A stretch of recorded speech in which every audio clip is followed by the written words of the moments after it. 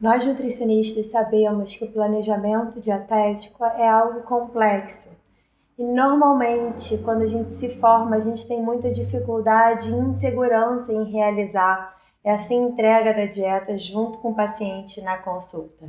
E envolve, né, o que é o planejamento dietético? Envolve não só o cálculo do VET, como a distribuição dos macronutrientes, bem como a tradução desses macronutrientes em comida, em alimento, em preparações, que é o que o paciente vai consumir. O planejamento alimentar ele vai muito além de uma questão de distribuição de acordo apenas com os macronutrientes. Ele deve se considerar, claro, o hábito, as preferências, a cultura, a disponibilidade, o acesso, o preço do alimento. Então, por isso que às vezes a gente se sente inseguro, porque são muitas variáveis, não só o cálculo, né? A gente precisa atender a todos esses fatores para que o paciente tenha adesão ao plano alimentar. Então, é claro que o paciente, para ele ter adesão, a gente vai precisar colocar alimentos que façam parte da rotina alimentar dele. Então, o paciente ele precisa estar presente. Então, esse é o primeiro ponto que eu queria deixar de destaque aqui, que de nada adianta a gente fazer uma boa escutativa no consultório e dizer que o paciente vai receber o planejamento por e-mail. Como que ele vai ser protagonista? Como que ele vai escolher os alimentos que ele quer consumir, que ele prefere consumir naquela refeição, se você vai calcular sozinho em casa? Então, um dos principais pontos é que não existe a opção de não entregar junto com o paciente e não elaborar, porque senão você vai ficar em casa fazendo a programação da dieta dele, sem que ele esteja presente para falar suas preferências, se ele vai querer ou não gastar determinado alimento, enfim, gastar aquele valor com aquele determinado alimento, ou se ele vai ou não ter disponibilidade para fazer aquela preparação que você sugeriu.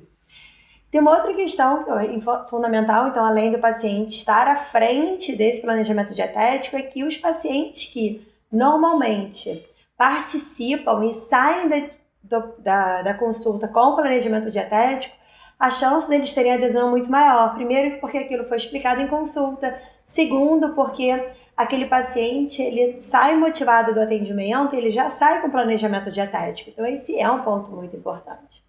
E claro, eles vão falar, Anny, mas como fazer isso? Porque eu tenho pouco tempo para fazer a coleta dos dados, fazer a antropometria, avaliar exames, avaliar as preferências e ainda prescrever esse planejamento com ele. Então, o que eu costumo fazer, então o que eu estou passando aqui é o como eu faço, né? Eu costumo dividir a consulta em etapas. Então, a gente tem uma primeira etapa de uma consulta mais fluida, onde eu pergunto como que eu posso ajudar o paciente. Essa primeira etapa ela é precedida de um envio da anamnese, de um questionário para o paciente por e-mail, para que ele já faça uma reflexão sobre os hábitos dele. Então, ele preenche um questionário e me passa. Esse questionário ele pode ser em Word, pode ser em Excel, pode ser no Google Form ou qualquer outro formato que você preferir, ou até mesmo existem softwares para fazer isso.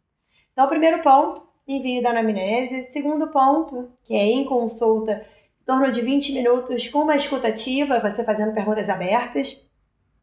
Mais uns 10 minutos para fazer a avaliação antropométrica e pegar os dados laboratoriais desse paciente, de um exame, né? Mais uns 5 minutos para fechar o diagnóstico e traçar um plano terapêutico. E assim sobra meia hora em uma consulta de 1 hora, de 25 minutos, para montar esse planejamento com ele. Porque o cálculo e a distribuição dos macronutrientes é algo muito rápido que a gente pode fazer com o auxílio de um software, com o auxílio de uma planilha que eu utilizo. Gosto muito de trabalhar por equivalentes, até porque a gente pressupõe que o paciente vai rodiziar os alimentos. Então, assim você vai ter um grande tempo para estar fazendo essa montagem do planejamento com o paciente. Então, várias dicas aqui, não só sobre a importância do paciente ser protagonista, como você organizar e sistematizar o seu atendimento, bem como enviar a planilha por e-mail. E daí, se você vai escolher um software ou utilizar uma planilha caseira de Excel, isso é com você. Vai ter que avaliar qual é a forma que você se sente mais seguro. Mas não dá para a gente perder muito tempo da consulta e muito menos em casa fazendo esse planejamento dietético.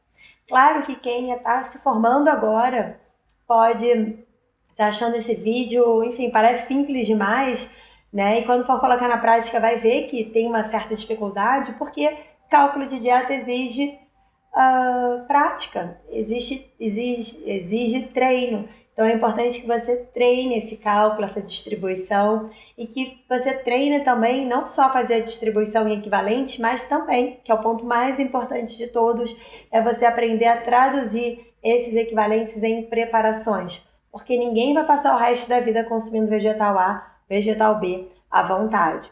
Então fica aqui a dica. Se você gostou do vídeo, compartilha com os amigos e eu tenho o maior prazer em te ajudar a melhorar o seu atendimento nutricional e você ter mais seguro, você se sentir mais seguro para estar realizando esse atendimento.